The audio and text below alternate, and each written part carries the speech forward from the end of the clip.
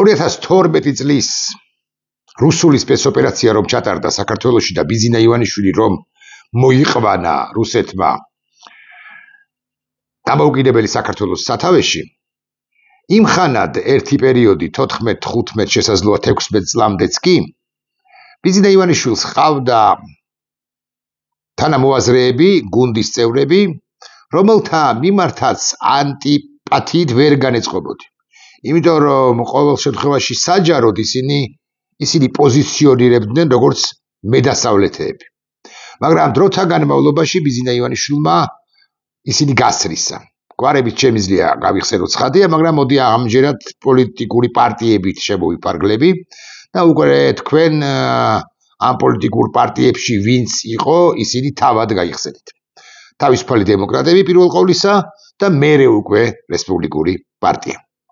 2016 წლიდან ბიზინა ივანიშვილმა ზნედაფერი იცვალა საბოლოოდ, უფრო ზუსტი რომ იყო, საბოლოოდ აიხადა მიღაბი და ეს კიდევ უფრო საბოლოოდ მოხდა 2020 წელს და განსაკუთრებით 2022 წელს. თუმცა 16-დან ვიდრე 25 წლამდე მან არაერთი პირი გასრისა.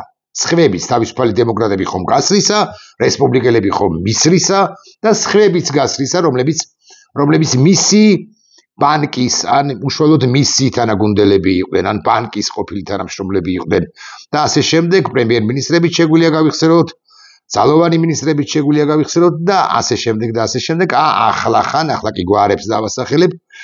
გაჭყლეტილი ჰყავს მინიმუმ 3 პიროვნება. ირაკლი ღარიბაშვილი, უერთგულესთა შორის უერთგულესი, გომელაური ვახტანგი, ასევე უერთგულესთა შორის უერთგულესი და უერთგულესი გრიგოლ ლილუაშვილი, სხვებიც დასაკვირველია, მაგრამ ეს 3 პერსონა გამოვყავი. საბოლოო ჯამში მე აქ ბიზინა ივანიშვილის სისასტიკეებზე არ ვსაუბრობ, მე ვსაუბრობ ერთ ძალიან კონკრეტულ თემას. ეს არის უკრაინის შესაძლო და ჩემი აზრით გარდაუვალი გამარჯვება, ტაქტიკურ დონეზე გამარჯვებაც კი. უჭკუო უნდა იყო, არაშორს მჭვრეტელი, არც ახლო მხედველი, არამედ საერთოდ თვალსაწიერის არ მქონე და უვიცთა შორის უვიცი, რომ ვერ ხვდებოდე, რომ გარკვეული პერიოდის შემდეგ უკრაინა რასაკვირველია გამარჯვებაზე ახლაც აღწევს და უკვე შემდგომ ტაქტიკურ დონეზე უფრო სერიოზულ გამარჯვებებს მიაღწევს. არა, იმიტომ კი არა რომ მას არ უჭირს, მას ცხადია უჭირს, მაგრამ მის გვერდით არის მთელი დასავლეთი სხვადასხვა დონეზე, სხვადასხვა ფაზებით, სხვადასხვა მასშტაბით, მაგრამ მაინც არის მთელი დასავლეთი მის გვერდზე, რომელიც არ დაუშვებს უკრაინის არა მარტო დამარცხებას, არამედ დაშლასაც კი და რუსეთის ოდნავ მაინც ამოყორვას, მუცელ ამოუყორავი რუსეთის ამოყორვას. ხო და კითხვა მაქვს ამგვარი, თუ გგონიათ რომ ირაკლი კობახიძეს ასე მაგალითად ან შალვაია პაპუაშვილ რუსს ეს არ წაჰფიქრებიათ. არ უფიქრიათ რომ აი ჩვენში რომ დარჩეს, საკუთარ ეგოს რო ელაპარაკება მამუკა მდინარაძე, მამუკ რო ეუბნება. როგორ გონია ისე ჩვენში რო დარჩეს, რო არ გავუმხილოთ არა თუ ბიზინას, არამედ ირაკლი კობახიძესაც კი, ჩემს ძმაკაცსა და მეგობარსა და მფარველს, როგორ გონია ჩვენში რო დარჩეს, დასაშვებია თუ არა, რომ უკრაინამ გაიმარჯვოს ბალიშზე რომ დაუდია თავი მამუკა მდინარაძეს, ასე მაგალითად. არ უფიქრია ამაზე. ირაკლი კობახიძეს შალვა პაპუაშვილს, არ ვიცი, რომელიმე რიგით ან არარიგით დეპუტატს. ცხადია უფიქრიათ, დარწმუნებული ვარ რომ უფიქრიათ, მაგრამ აბა როგორ გაბედავენ, რომ ეს მათივე ფიქრი გამოიტანონ საჯაროდ კი არა, სამზარეულოებში, ახლა მე სამზარეულოში ვარ ჩემ საგარაგზე, ხო სამზარეულოებში საკუთარივე მეუღლეებს ვერ უმხელენ ამ ფიქრს, თუ ეს ფიქრი მაინც და მაინც აქვთ, უფრო ზუსტი რომ იყო ერთხელ მაინც თუ წახფიქრებიათ ეს ყოველივე. საჯაროდ გამოტანის შემთხვევაში ამის ჩვენში რომ დარჩეს უკრაინა პრინციპში აი წარმატებული იყო მისი ოპერაცია ობობის ქსელი, ეს რომ წარმოეთქვა რომელიმე რიგით დეპუტატს მეორე დღეს თუ მეოთხე დღეს, მეორე დღის მეოთხე საათზე ბიზინა ივანიშვილი მათ ზუსტად ისევე არ უფრო სასტიკადაც გასრეს და როგორც გასრისა, ჩემს მიერ ხსენებული პოლიტიკური ორი პარტია, თავისუფალი დემოკრატები და რესპუბლიკელები 16 წლამდე და უკვე შემდგომ გასრისა პირები, რომლებიც მისი უერთგულესები იყვნენ, გავიხსენებ, შემიძლია, ეს არის ესე იგი 1 2 3 4 პრემიერ-მინისტრი ყოფილი დავასახელოთ კვირიკაშვილი ბახტაძე გასრესილია ის პრინციპში რომ არსად არ მონაწილეობს არსად არ არის კვირიკაშვილი ბახტაძე გახარია და ხარიბაშვილი პარლამენტის ერთი თავმჯდომარე მინიმუმ კუჭავა შესაძლოა თალაკვაძეც კი მივათვალოთ არა რომელიმე მათგანი განსაკუთრებით აი თალაკვაძე მაგალითად ხო ან ხარიბაშვილი მისი ოპონენტები კი არ ყოფილან მაგრამ რაღაცა არ მოეწონა მათში თუ მათი და აი როგორც ტარაკანს ჭყლეტენ ხოლმე ისე გააჭყლიტა უმრავლესობა ბატკარი ხო და თუ მით უფრო სტრატეგიულ საკითხზე ვინმე ახმამაღლდება და იტყვის რომ იცით რა არის პრინციპში დასაშვებია რომ უკრაინამ გაიმარჯვოს ამ შემთხვევაში ხომ წარმოგიდგენიათ რაოდენი რისხვა დაატყდება ამ ვინმეს ამის მთქმელს საჯარო და ამის გამომტანს ბიზინა ივანიშვილისაგან ანუ FSB-სგან სხვადასხვა ეს არ ეხებათ მხოლოდ თანამდებობის პირებს ბევრი პირი რომელიც ბიზინა ივანიშვილის სიახლოვეშია და არ დავასახელებ კონკრეტულად რომელი პროფესიის ან რა სფეროს წარმომადგენლები არიან ისინიც ვერ ბედავენ ხახმამაღლებას მე 1-2 პირი თუ მახსენდება გულახდილად გეტყვით ცნობილი პირებიდან რომლებიც ძალიან ზოგად ასე მაგალითად საჯარო სტატუსებს კარგ საჯარო სტატუსებს ხაზგასმით მინდა თქვა მაგრამ ძალიან ზოგად ამავდროულად ძალიან ზოგად საჯარო სტატუსებს წერენ ასე მაგალითად საქართველოს დამოუკიდებლობაზე ასე მაგალითად თავისუფლების იდეაზე ასე მაგალითად 18-21-ის პირველ რესპუბლიკაზე ასე მაგალითად 26 მაისზე 9 აპრილზე რეფერენდუმზე და ასე შემდეგ და ისინი მე პატივს ვცემ თითოეულ მათგანს რასაკვირველია ხო მაგრამ ამაზე მეტს ისინი ვერ გაბედავენ ხოლმე, ვერ ამბობენ ხოლმე ივანიშვილის რისხვისა ეშინიათ და არა მხოლოდ ივანიშვილისა, არამედ ძლიერთა შორის, ამას სოფლის ძლიერთა შორის რასაკვირველი არის დე-ფაქტო მმართველი ძალაუფლების კვერთხის მფლობელი ირაკლი კობახიძე, რომელმაც შეიძლება ამოიჩემოს ბევრი და გასრესვას აღარ ვიხმარ ამ სიტყვას, მაგრამ ესე განაგდოს, ხო? განაგდოს აუგოროს კამპანია, აგოროს კამპანია ტელეკომპანია იმედის თუ პოსტივის ქარდების თუ პროპაგანდისტების საშუალებით გამოყენებით თუ მეშვეობით და მერე შესაბამისად მოახდინოს მათი მარგინალიზაცია, მათი დემონიზაცია. ეხლა რაც შეეხება უკრაინას, უკრაინაზე მსჯელობს საბოლოო ჯამში, იმარჯვებს თუ არა უკრაინა. ბევრი თქვენგანი რასაკვირველია ქართული ოცნების ლიდერების არ იყოს მეტყვის და იტყვის, ამაღლა რომ ამვეებას სახელმწიფო რუსეთს, აბა უკრაინა როგორ დაამარცხებსო და მართალი ლოგიკური ბრძანებაც არის მით უფრო როდესაც იმ შემთხვევაში თუ შენ ყოველდღიურად არ კითხულობ არ ეცნობი ახალ ამბებს და არიცი რა აფეთქდა სადღაც რუსეთის სიღრმეში აფეთქდა ერთი ქარხანა მეორე ქარხანა ნავთობგადამამუშავებელი კიდე რაღაცა ქარხანა სტრატეგიული ობიექტი იარაღის საწყობი და ასე შემდეგ ამ ყველაფერს ვერ ეცნობი, არ ეცნობი, უფრო ზუსტი რომ იყო და მით უფრო არ ეცნობი რა, შესაბამისად არა გაქვს ერთგვარი ზუმაუთის შესაძლებლობა, ანუ განშორების შესაძლებლობა, ანალიზის უნარი, თუ გნებავთ ასე ვიტყვი და შენ ვერ ხვდები რომ აი დინამიკაში ის ხდება საბოლოო ჯამში, რაც ისედაც უნდა მომხდარიყო და ადრე თუ გვიან უნდა მომხდარიყო, თუ გნებავთ ასე ვიტყვი და ჩვენ ახლა ამ ისტორიული პროცესის მოწმენი ვხდებით. მაგალითად იცით თქვენ არ ვიცი უფრო სწორად რა გითხრათ იცით თუ არა მაგრამ აი ქართული ოცნების მომხრეებმა ვინც თეორიულად ადევნებს თვალყურს ჩემს ვიდეობლოგებს არიციან ამ მომხრეებმა რომ უკრაინის შეიარაღებულმა ძალებმა რუსეთის ნავთობგადამამუშავებელი საწარმოების ქარხნების 1/5 ანუ 20% უკვე გაანადგურეს ძირითადი ნაწილი მუშა მდგომარეობაში არსებული ნავთობგადამამუშავებელი ქარხნებისა ისე გამოიყვანეს წყობრიდან, ისე გაანადგურეს ამ იაფი დრონების საშუალებით, თავდასხმებით, რომ მათი ამოქმედებას წლები, შეიძლება 10 წლეულებიც დასჭირდეს, მოკლედ წყობრიდან გამოსული. 1/5 არის 20%. ეხლა ბევრი თქვენგანი მომიტრიალდება და მეტყვის 4/5 ხო მუშაობსო გეთანხმებით თუ 1/5-ია წყობრიდან გამოსული შესაბამისად მაგდენი მათემატიკა კი ვიცი 4/5 მუშა მდგომარეობაში მაგრამ რა უშლის ხელს ან რა შეუშლის ხელს უკრაინას რომ გარკვეული პერიოდის განმავლობაში გამოიყვანოს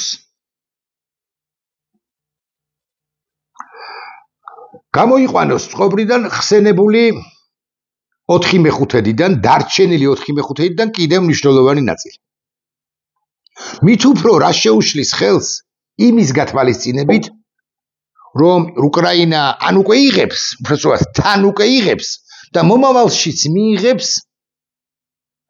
იმ ამერიკულ იარაღს შედარებით იაფს, რომელიც სავსებით საკმარისი იქნება დრონებთან ერთად, მისივე წარმოებულ დრონებთან ერთად ამ ობიექტებზე თავდასასხმელად.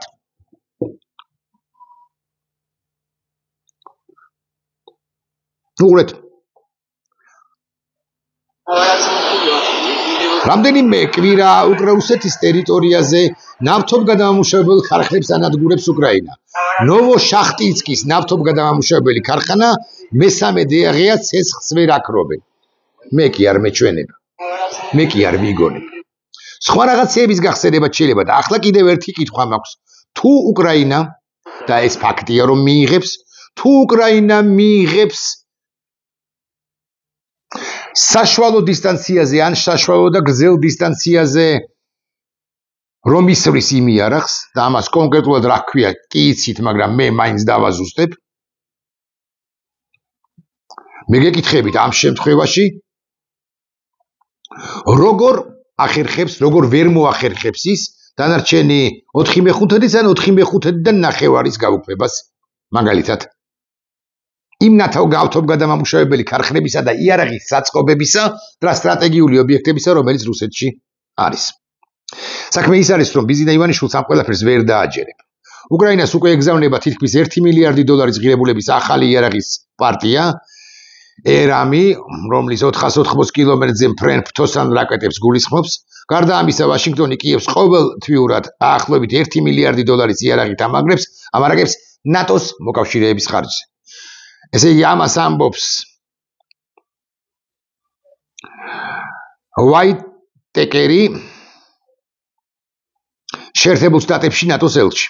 მისივე თქმით, ტრამპი უზრუნველყოფს, რომ უკრაინამ შეძლოს საკუთარი თავის დაცვა, რომლის ფარგლებშიც კიევს აძლევს უფრო ღრმა დამრტყმელ შესაძლებლობებს, ანუ სიღრმეში დარტყმის უფლებას, რაც თავდასხმაში შეიძლება დაეხმაროს. ტრამპს ნათქვამი აქვს, თუ გახსოვთ, რომ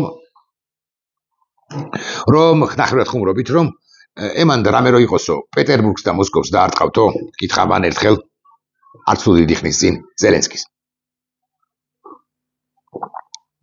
უკრაინა იღებს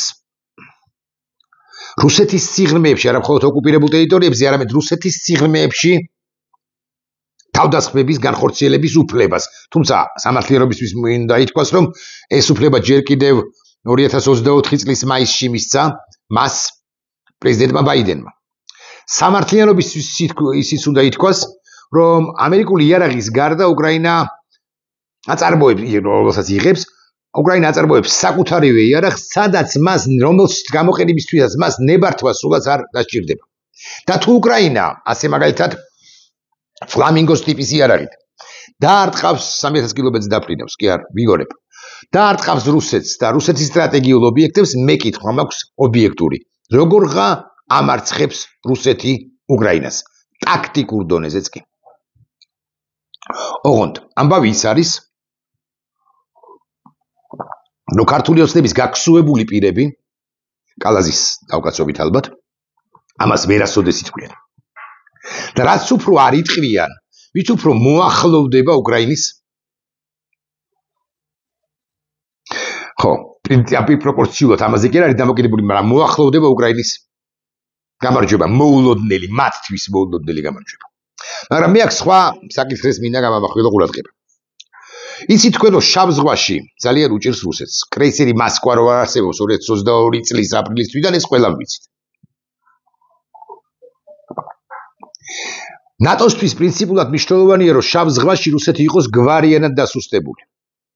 როდესაც უკრაინის უსაფრთხოების გარანტიებზე ლაპარაკობენ, ზღვაზე უსაფრთხოების უზრუნველმყოფი უნდა იყოს თურქეთის რესპუბლიკა. რომელმაც არ უნდა გააჭაჭანოს, ხმამაღალად თქვია შეიძლება, მაგრამ მაინც არ უნდა გააბლატავოს სწორი შეფასებაა რუსეთის სამხედრო ფლოტი, რომელიც ძირითადად დისლოცირებული არის ყირიმში. უკრაინა მიმართულებით, მიზან მიმართულად არტყამს და უფრო და არტყამს მათ შორის ყირიმის ნახევარკუნძულს და იმ ინფრასტრუქტურას, რომელიც რუსეთის შავი ზღვის ფლოტისთვის არის აუცილებელი, ანუ ნავსადგომებს პირველ ყოვლისა. შესაბამისად ამ გემებმა ნელ-ნელა უკან უნდა დაიწიონ. ეს უკან დასახევი არის რასაკვირველია, უშუალოდ რუსეთის ტერიტორია, ტამანისა და ნოვოროსიისკის პორტები და შესაძლოა უფრო ქვემოთაც, ანუ აფხაზეთის მიმართულებით. მე ერთხელ თქვი და ქართული ოცნების ტროლბოტებმა მოჭრეს გადაჭრეს და აიტაცეს ეს ჩემს მიერ ნათქვამი და ნახეთ რა სისულელებს ლაპარაკობს. აფხაზეთი არის ოკუპირებული რუსეთის მიერ. ანუ აფხაზეთში ზის რუსეთის საოკუპაციო რეჟიმი. კარგად ხსნი? კარგად ხსნი. თუ ოჩამჩირეში, ასე მაგალითად, ან სოხუმში, ან სოხუმსა და ოჩამჩირეში შესაბამისი ინფრასტრუქტურა იქნება მოწყობილი, მათ შორის გაღრმაწყლოვანება ერთგვარად მაინც ჭირდება ოჩამჩირის პორტს და რუსეთის სამხედრო ფლოტის გარკვეული ნაწილი დაიხევს უკან სწორედ ოჩამჩირემდე, რომელიც დე იურე საქართველოს ტერიტორიაა, მაგრამ დე ფაქტო მას რუსეთი აკონტროლებს. და თუ უკრაინა მიზან მიმართულად არა სამოქალაქო ინფრასტრუქტურის ან სამოქალაქო ობიექტების, არამედ სწორედ სამხედრო ფლოტს, დისლოცირებულ ფლოტის ნაწილს დისლოცირებულს ოჩამჩირეში, დე იურე საქართველოს ტერიტორიაზე დაარტყამს. იქნება თუ არა ეს სწორი, ეს კითხვა დავსვიმე. და მე ვთქვი მაშინ და ახლაც ვიმეორებ, ეს იქნება სწორი. ოღონდ ოჩამჩირიდან ვიდრე ანაკლიამდე არასრული 20-22 კილომეტრია. ანუ იქვეა. ანუ იმ ტერიტორიამდე, რასაც საქართველო აკონტროლებს. რუსეთს სურს, ან უბრალოდ რუსეთი შეიძლება იძულებული იყოს დახიოს საკუთარი ფლოტის ნაწილი ოჩამჩირისაკენ. იმედით რომ შორია ოჩამჩირემდე იმ ტერიტორიებიდან, უკრაინის იმ ტერიტორიებიდან, საიდანაც ხორციელდება თავდასხმები, მაგრამ შორი აღარ არის ან ვეღარ იქნება იმ იარაღის მიწოდების თუ არსებობის გათვალისწინებით, რომელსაც უკრაინა თავადაც აწარმოებს და რომელიც მას მიეწოდება. ამიტომ შეიძლება ოჩამჩირეს პორტი რუსეთის ინფრასტრუქტურა ხაზს უსვავ და არა სამოქალაქო ობიექტები. თეორიულად გახდეს უკრაინელთა სამიზნე გარკვეული პერიოდის შემდეგ, არა მაინც და მაინც ამ შემოდგომაზე, არამედ მაგალითად მომავალი წლის ზაფხულში გააჩნია თავად რუსეთი რას იზამს ამასობაში, ანუ მართლა გადმოისხვის თუ არა ფლოტის ნაწილს. მე კიდევ ერთხელ ვსვამ კითხვას. ჩვენ ამ ყველაფერს მივესალმებით თუ არა? მე ღიად გეტყვით, რომ რამდენადაც რუსეთის საოკუპაციო რეჟიმი არის ოჩამჩირეში და რუსეთის საოკუპაციო რეჟიმის წინააღმდეგ, ანუ რუსეთის წინააღმდეგ იქნება განხორციელებული თუ იქნება ეს შეტევები, მე ამ ყველაფერს ღიად ვამბობ, რაცა უნდა ტროლბოტები აახტუნოთ და მე დაახტუნოთ, რაცა უნდა შეურაცხყოფები აყენებინოთ მათ, მიჭრათ მოჭრათ ეს ვიდეოები და მოაწებოთ, მე ღიად გეტყვით, რომ მე ამ ყველაფერს მივესალმები, იმიტომ რომ მათ შორის საქართველოს დე იურე საქართველოში რუსეთის დასუსტება, სამხედრო დასუსტებაც არის ჩვენს სტრატეგიულ ინტერესებში. როგორც ჩანს, უკრაინა ვიდრე მოლაპარაკებებზე დასთანხმდება მას რუსეთი, თუმცა ის არც არასოდეს დასთანხმდება მეორე მხრივ, მაგრამ ვიღაცას ხომ აქვს იმედი რომ დასთანხმდება, უკრაინა მაქსიმალურ ზიანს მიაყენებს, მიასუსტებს რუსეთს, როგორც სახელმწიფოს, როგორც აგრესორს. და გერასიმოვი, გენერალური შტაბის უფროსი რუსეთის ფედერაციისა კი ამბობს, ბაქიბუქობს, რომ სპეციალური სამხედრო ოპერაციის SVO-ს ფარგლებისში დაგეგმილი მიზნებისათვის ჩვენ არ მივიღწევია და ეს ომი გაგრძელდება მანამ სანამ არ მივახცევთ უკრაინის სრულ დენაციფიკაცია, დემილიტარიზაცია და ასე შემდეგ, ანუ SVO-ს ფარგლებში რაც არის მოსაზღვრული, მაგრამ გერასიმოვს, რომელსაც გრამი ტვინი აქვს, ოღონდ მართლა 1 გრამი ტვინი აქვს. ცხადია, ჩვენ არ უნდა დაუჯეროთ, ჩვენ in general სტრატეგიულად უნდა ვიფიქროთ რა პროცესშია ახლა უკრაინა.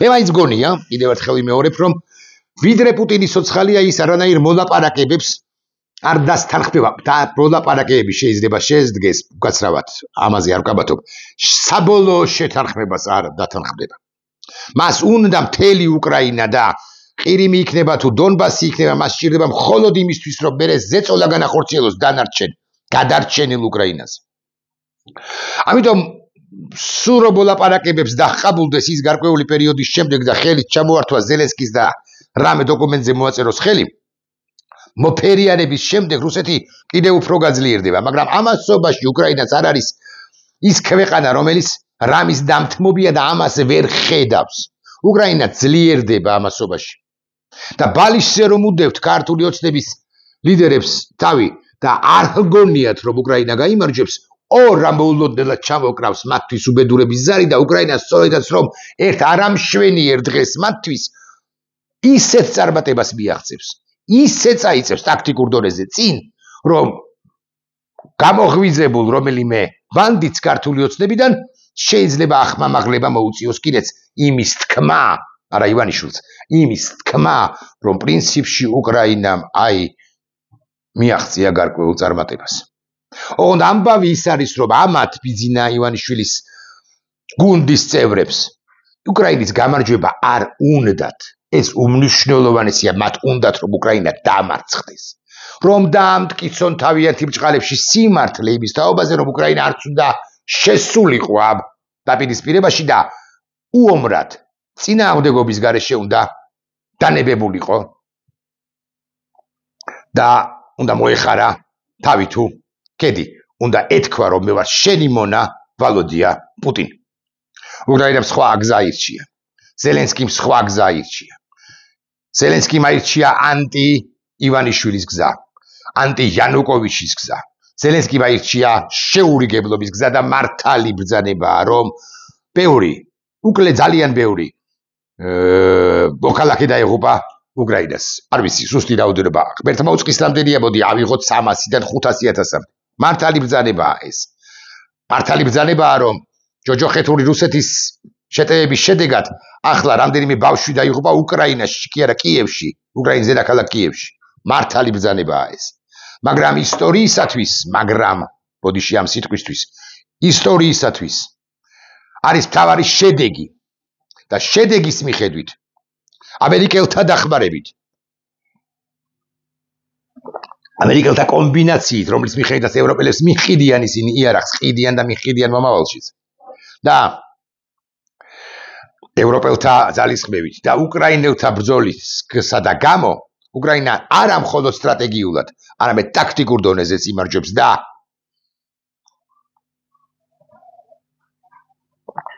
ამას ქართული ოცნება ვერასოდეს მიხვდება კეთხვით რატო ვერ მიხვდება ეხლა უბრალოდ არ გავხსნი რატო ვერ მიხვდება იმ ვიდეოს არ გავხსნი დედაქალაქის მერობის კანდიდატია ერთი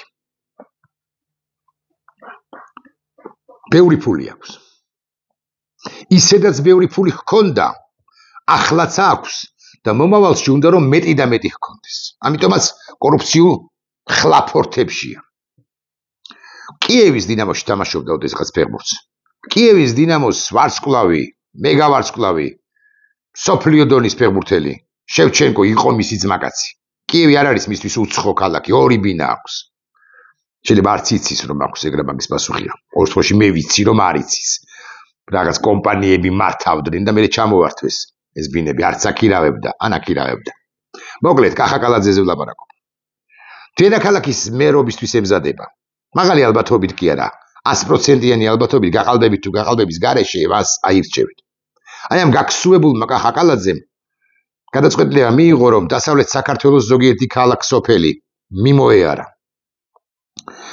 იყო მაგალითად წალენჯიხაში ნახეთ თქვენ ეს კადრები ჩაწვა რაღაც მდინარეში საცურაო კოსტუმი რომელიც აცვია რაც გავრცელდა ინფორმაცია ამ საცურაო კოსტუმის ღირებულება არის 300 ევრო 3000 შეიძლება მეშლება შეიძლება არა მოკლედ 30 არა და ან 300 ან 3000 იმ დროს როდესაც გლეხები იმავე სოფელში იმავე მდინარესთან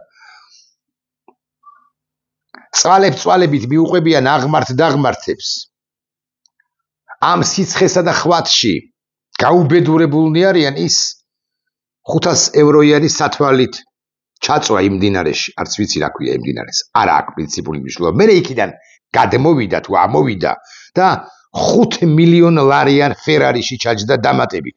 მე იქიდანაც გადმოვიდა და რაღაც ოფროუდ მანქანაზე დაჯდა და მას ყავდა იქ დაცვა. მას ყავდა იქ პიარშიკები. ერთი 5-6 კამერა ისე მუშაობდა და დრონი ღმერთმა უწყის. მას ამ კლიპის გადაღება დაუჯდა როგორც მინიმუმ 200.000, 150.000, ოკეი, ასე ვიტყვი. ეს გადაღებები საერთოდ. პირადი ფული გადაიხადა, კი ბატონო. მე არ ვიცი მან მერიის ფული გადაიხადა თუ საბიუჯეტო ცენტრალური, მაგრამ პირადი ფული გადაიხადა თუნდაც. ის გახორდა. მან აჩვენა ამით რომ მე თქვენზე მაღლა ვდგავარ.